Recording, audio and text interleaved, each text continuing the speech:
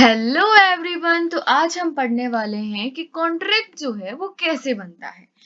Contract for sale की formation का procedure क्या है। तो सेक्शन 5 ऑफ द सोगा एक्ट हमें बताता है कि कॉन्ट्रैक्ट ऑफ सेल कैसे बनता है। सबसे पहले ऑफर देंगे एक for a price plus acceptance. ठीक है, ऑफर इंग्लिश लॉ की टर्म है और जो इंडियन लॉ है उसमें उसे हम प्रपोजल कहते हैं।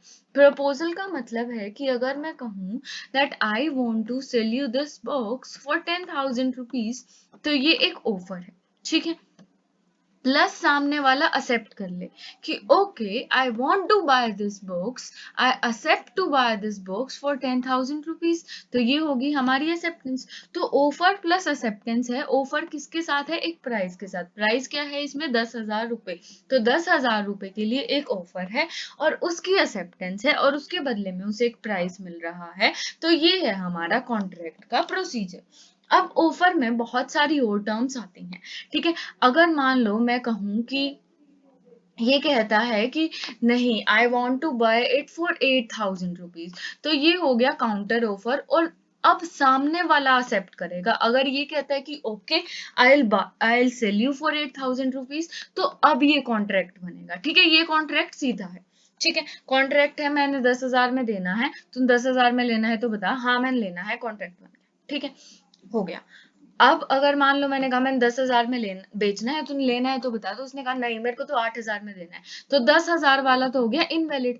अब आया 8,000 वाला। तो अब इसने ऑफर किया और सामने वाला एक्सेप्ट करेगा कि चल ठीक है तू 8,000 में ले ले। ठीक है, अब ये कॉन्ट्रैक्ट बन गया। ठीक है, अब ये हो गया हमारे पास काउंटर ऑफर। एक होता है क्रॉस ऑफर। क्रॉस ऑफर क्या होता है कि मैंने तुझे ऑफर किया कि that I will pay you this for 10,000 rupees और उसके बदले में तू मुझे ये दे दे, ऐसा कुछ। ये हो गया क्रॉस ऑफर। तो ये हमारे पास ऑफर्स की टाइप होती है।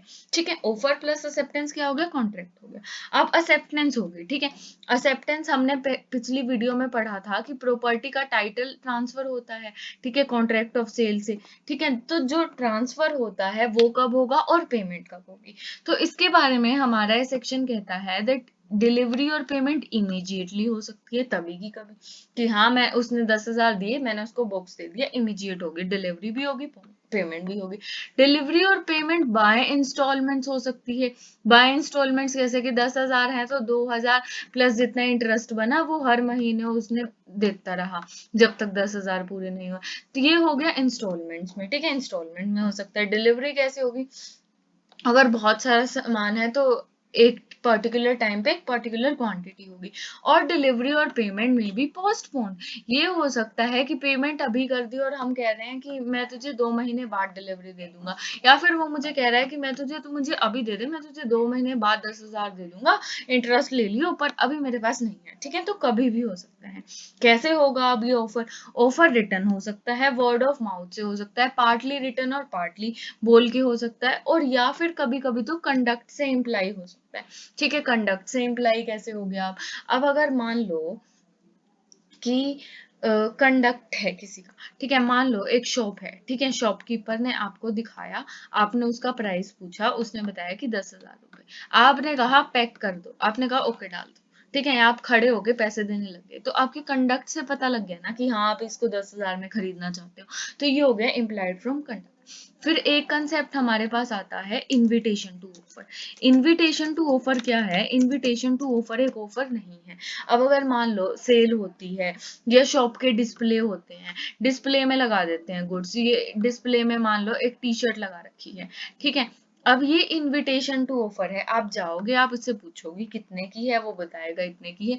अब आप ऑफर करोगे जब आप जाके पूछोगे। तो ये हो गया हमारा इनविटेशन टू ऑफर। अगर इनविटेशन टू ऑफर है तो ऑफर कौन करेगा? सामने वाला करेगा, बायर करेगा, सेलर नहीं करेगा। तो ये हो गया कि कॉन्ट्रैक्ट ऑफ सेल हमारा कैसे होता है। हमने ऑफर पढ़ा, हमने ऑफर के टाइप्स पढ़े। ठीक है, ऑफर काउंटर हो सकता है, काउंटर ऑफर हो सकता है, क्रॉस ऑफर हो सकता है, और उसके बाद हमने नया पढ़ा कि इनविटेशन टू ऑफर हो सकता है, जिसे हम ऑफर नहीं कहते। इनविटेशन टू ऑफर जब दिया जाता है तो ऑफर उसके बदले में सामने वाली पार्टी देती है।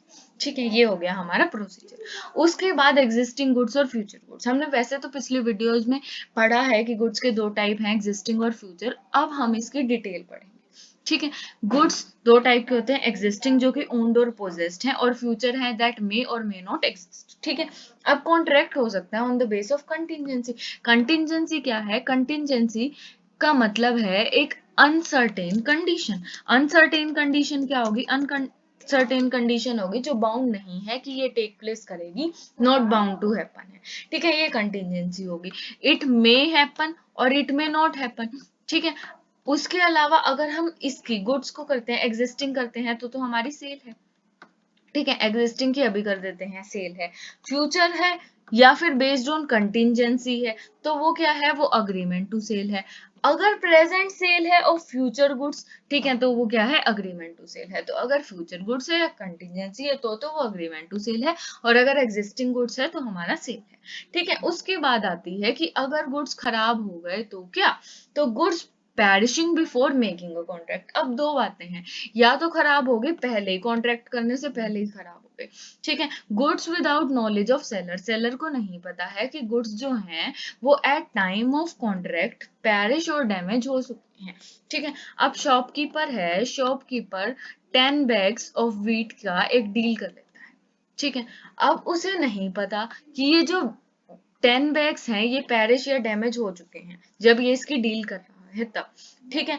और इतने हो चुके हैं that they not answer description. अगर मान लो इसको फंगस लग गई, ठीक है, तो ये आंसर तो नहीं कर रहे अपने डिस्क्रिप्शन को, ये बिल्कुल ही खराब हो गए, तो ये जो पूरा कॉन्ट्रैक्ट है ये वॉइड हो जाएगा और कोई भी पार्टी इससे बाउंड नहीं होगी, ना सेलर बेचने को, गुड्स ट्रांसफर करने को, और ना ही बायर उसके बदले में पैसे देने को। अब उसके एसेंशियल्स क्या है कि कॉन्ट्रैक्ट हो गया है। ठीक है, कॉन्ट्रैक्ट किसका हो गया? सेल का हो गया है, पर ना तो डिलीवरी हुई है ना ही पेमेंट हुई है। ठीक है। सब्जेक्ट मैटर या तो एग्जिस्टेंस में ही नहीं रहा, मतलब चोरी हो गई, या फिर डैमेज हो गया। ठीक है। और कितना डैमेज हो गया? डैमेज का एक्सटेंट क्या है? No longer answer to the description. तो ये हो गए हमारे एसेंशियल्स। ठीक है। अब ये तो हो गया अगर कॉन्ट्रैक्ट से पहले हो गया।